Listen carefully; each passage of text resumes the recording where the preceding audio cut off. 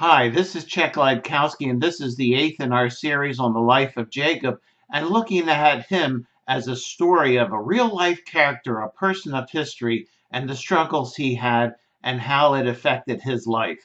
We all have those same kinds of struggles and how it affects our life, and God gives you and I a choice of what to do to follow him or to run into those ruts. This week we see where he comes to a dead end and has to turn around. It's sort of like going into a cul-de-sac where you head down into the road and there's nowhere to come except to turn around and to come back out. You have to get back to where you once belonged, as the Beatles once sang. And so here he goes back to his beginning, back to his roots. The roots are his relationship with God.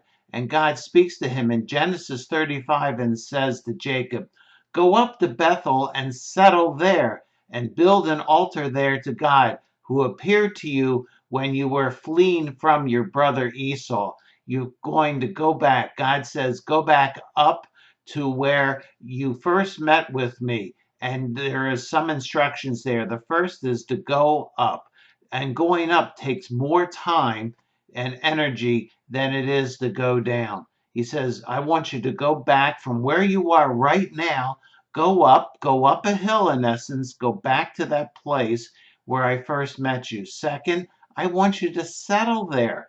Settling means to put down roots. It's like when you set up a tent, you just don't pop it up. Well, maybe you do, but if you really want it to be a place to settle down, you take those stakes and you knock them in the ground deep and you tie down the tent.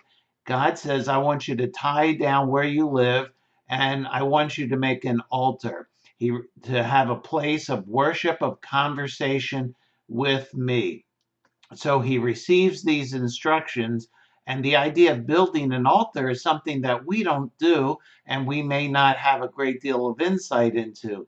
It takes time, it takes energy, it takes resources, materials, but more than anything else, it takes personal involvement. You just don't snap your fingers, you don't click on an app or go to a website and it builds an altar. You have to get your hands dirty and it takes time to collect the materials to assemble them.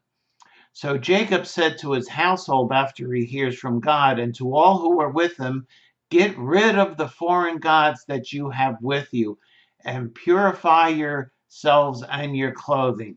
He makes an announcement as the leader of his family and the leader of the people who work for him.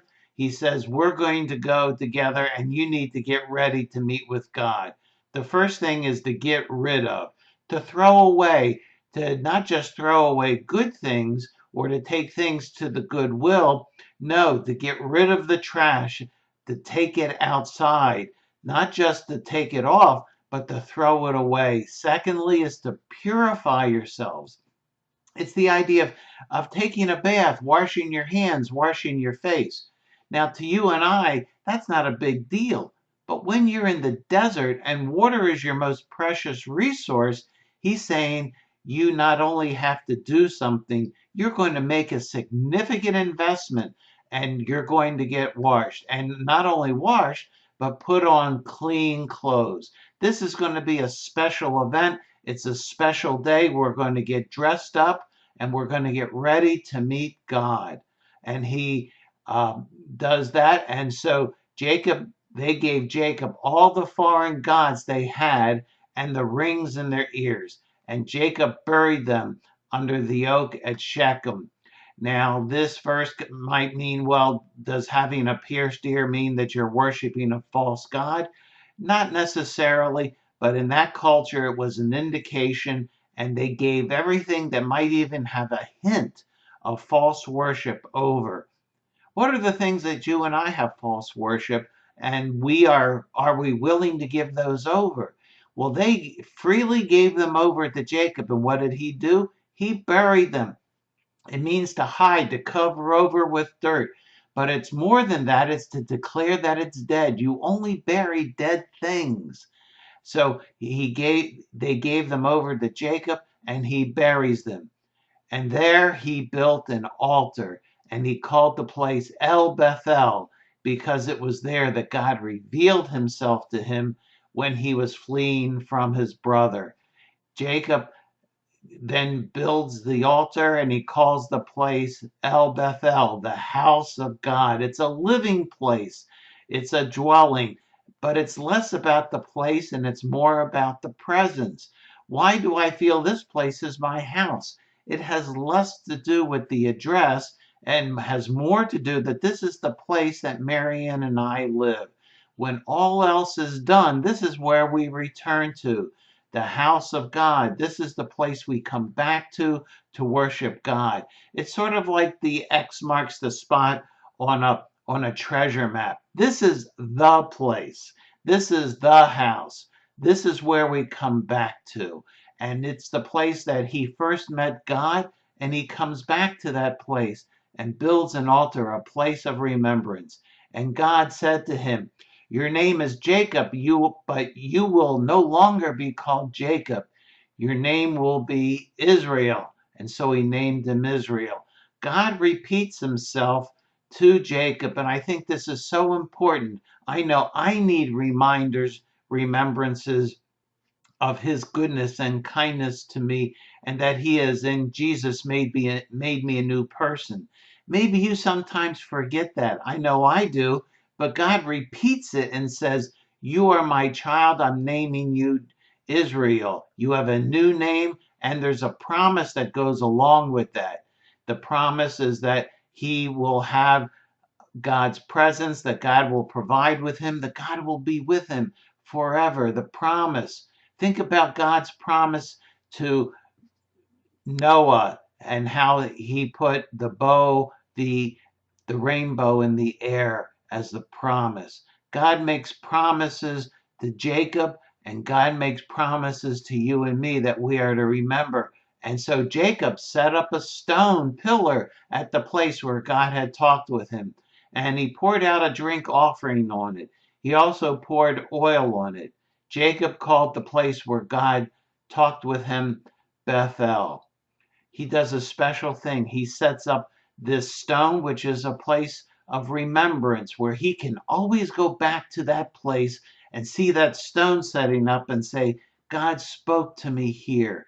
It's a place to remember. And the meaning of pouring oil and wine on it is worship. It's not just falling down, but that's a good thing, but it's that his faith took flight. His faith resulted in actions. His faith put up the stone and then poured the oil and wine on it as remembrances, as a worship, to tell God how special he is and how special and thankful he is that he spoke to him. You see, Jacob had come to the intersection of the internal and the external, where faith actually comes out from the inside to the outside. And because of that, that's why he built the altar. That's why he set up the stone. He said, my relationship with God is more than what's on the inside. And it's more than just exterior. The inside manifests itself or breaks out into the outside.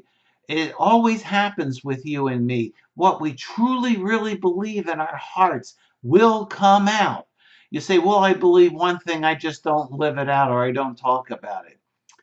I have to ask you the question then, do you really believe it? Is it really something in your heart, really true? Because what's really true will truly break out.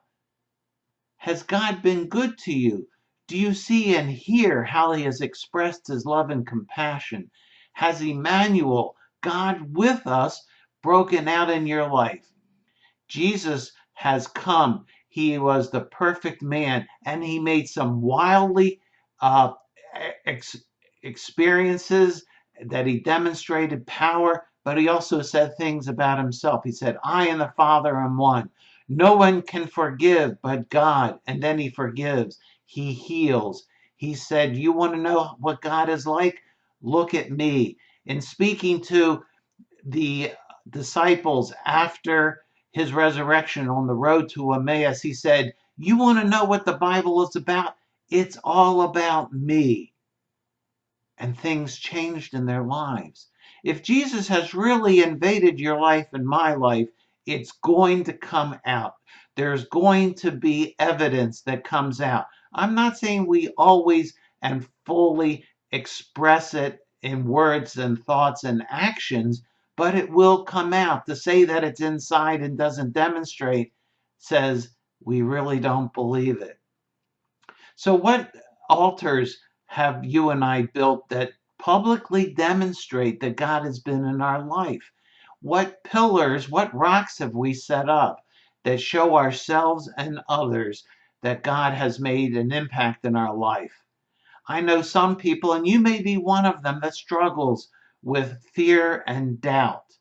Setting up a pillar of some kind can be a great way to remember.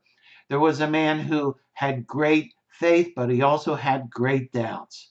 So he went out in his backyard and he knocked a stake into the ground and said, and got down on his knees and said, God, I am putting this stake in as a remembrance so that when I have doubts, I will always know that you are with me. Well, he left that place, and days later, great doubt and fear swept over him. So he said to himself, doubt and fear come along with me. And he walked out behind the house to the stake and said, you see that stake? That stake points to the fact of the decision I made. I'm going to leave my worries and my fear and my doubt right here. Jesus invites us to bring our doubts, our fears, and bring them to Him. But we also need to set up these reminders of how He has been good to us. There are messages that come to us every day. They repeat themselves about you can't trust God. It's really just all a bunch of hooey.